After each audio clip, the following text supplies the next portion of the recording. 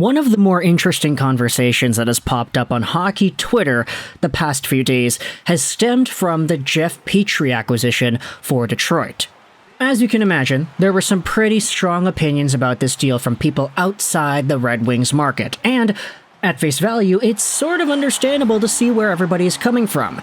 Hey, the Red Wings are a young team, they've got young prospects like Simon Edvinsson and Moritz Seider on their blue line, and they're using some of those valuable roster spots to get older players that are going to take minutes away from those younger players. When the Red Wings, they should be focusing on development and growing their youth and getting these younger guys more minutes. And when you talk about the Jeff Petrie trade in its entirety, I'd say it was a pretty good deal because I think that the Red Wings are improving quite a lot. But this is one move in a series of moves that a lot of non-Red Wings fans are using to point at Steve Yzerman and say, what are you doing?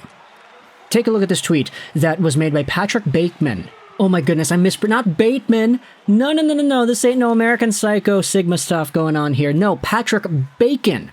Top Down Hockey. He does a lot of hockey stuff, and he's got 15,000 followers. He tweeted this out the other day, and the tweet is at 600,000 views.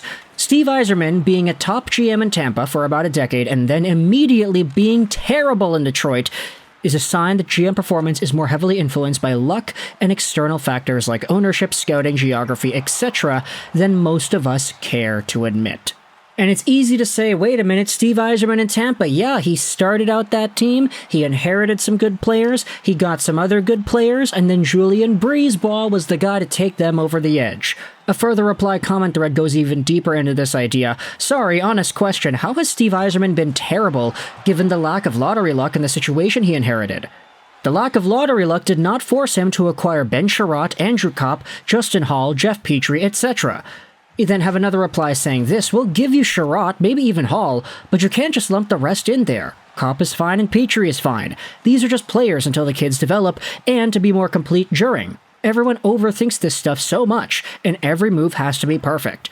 Bacon then replies saying that Kopp scored 9 goals in 82 games, and then the Grindline guys go out there and say, yeah, he spent a quarter of the season recovering from core surgery. And so, in a vacuum, these moves and these players might not necessarily be seen as proper moves for a quote-unquote rebuilding team. You've got some guys that are just plain bad, like Ben Sherratt. You've got other guys who've got reputations for being even worse, like Justin Hall. You've got older guys taking away minutes from younger players. This is another argument that I had seen as well, that with the exception of Tyler Boucher, who was drafted too high, Simon Edvinsson is the only top 12 player from the 21 draft who won't be an NHLer to start the year. Stevie Y essentially just blocked him with the recent mid-additions, and I'm not a Red Wings fan, but I'd still be pretty upset about this. Ryan Hanna from the Wingwheel Pod said similar things, that hey, the blue line is crowding up and moves will eventually need to be made for Edvinsson, Albert Johansson, etc. eventually.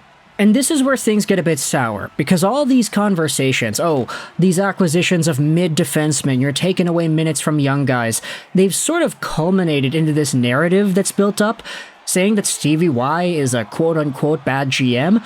And here's the thing about that. I feel like a lot of context is being ignored when you just go out there and straight up say, yeah, no, Stevie Y's doing a bad job. Look at what he's done. Look at these bad players that he got in his team. Because when you acknowledge where the Red Wings were when Stevie Y took over the squad earlier a few years ago, I mean, this Twitter user, Jay Davis, kind of replies and says it pretty well. This is hilarious, terrible. Do people outside Detroit remember or even realize what he was left with and how long full rebuilds can take? The Grindline guys go out there and say, Davis replies, ridiculous how people act. Ken Holland left Steve Yzerman a handful of dog crap, and he had to start from scratch. And yeah, I love that. I love the way that was described. Here is the lineup, also tweeted out by Davis. Good shout out to him.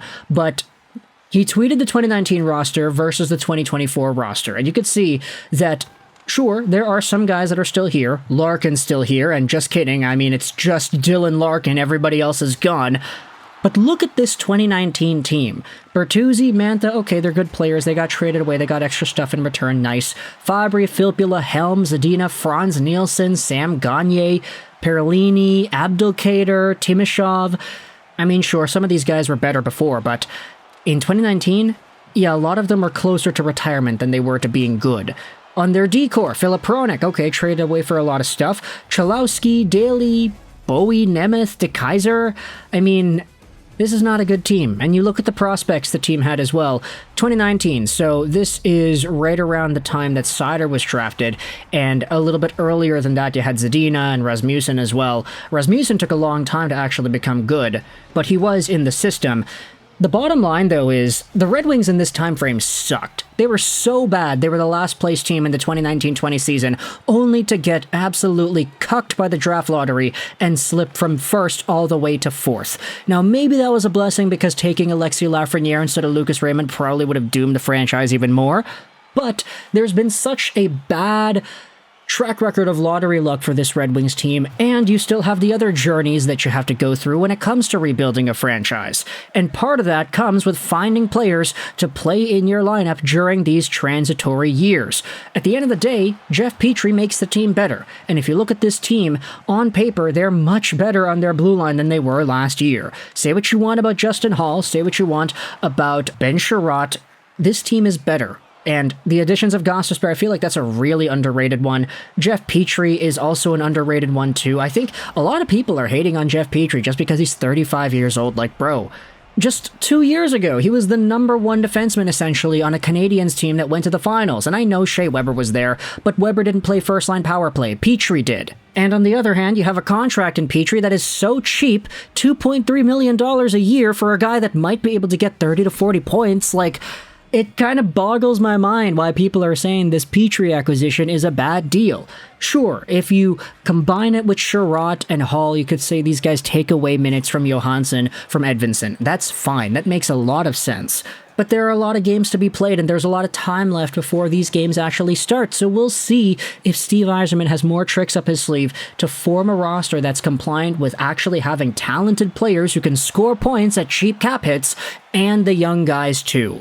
The Red Wings are not supposed to be a cup contender right away. They've fully rebuilt starting in the 2020s, and just acknowledging where they've gone since then, they've got younger players that are doing well. Seider, Raymond, of course, you still have Larkin, who admittedly is not too young anymore, but he's really become that leader of this team.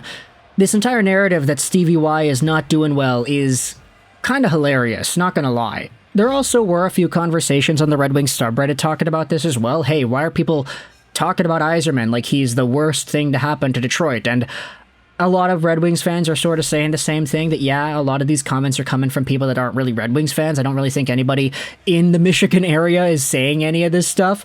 But it's such a prominent conversation that had popped up ever since the Petrie trade was made that I feel like it was about time to make a video about it. I disagree with it entirely. I think Stevie Y's doing okay. I personally like the Petrie acquisition. You could talk about some other guys that are questionable at worst, but transitory, necessary acquisitions at best. Guys like JT Compher, guys like Andrew Kopp. I don't know what else to tell you, man. The Red Wings are not supposed to be super amazing right now. And when you take a look at the improvements, I mean, it's night and day, the 2019 team versus the 2024 team. And despite the lack of lottery luck, there still have been great players taken, like Raymond, like Moritz Seider. Simon Edvinsson is looking to be really good too. Stevie Y is using what he's been given, which is not much in terms of the draft lottery luck and the team construction itself when he took over, and trying to make his best lemonade out of it. So, if you disagree, let me know your thoughts in the comment section below. How do you feel about Steve Yzerman and the way he's navigated this rebuild? Do you still believe in the Yzerplan? Everybody on Twitter is talking about how it's not really that great anymore. It's been kind of astounding to see how one trade has really bolstered this idea. I mean, I guess acquiring Ben Sherratt and Justin Hall in free agency also makes that perpetrate itself a bit more, but either way, thoughts in the comment section. How do you feel about Steve Yzerman and his progress as the Red Wings GM? I hope you enjoyed this video. And bye.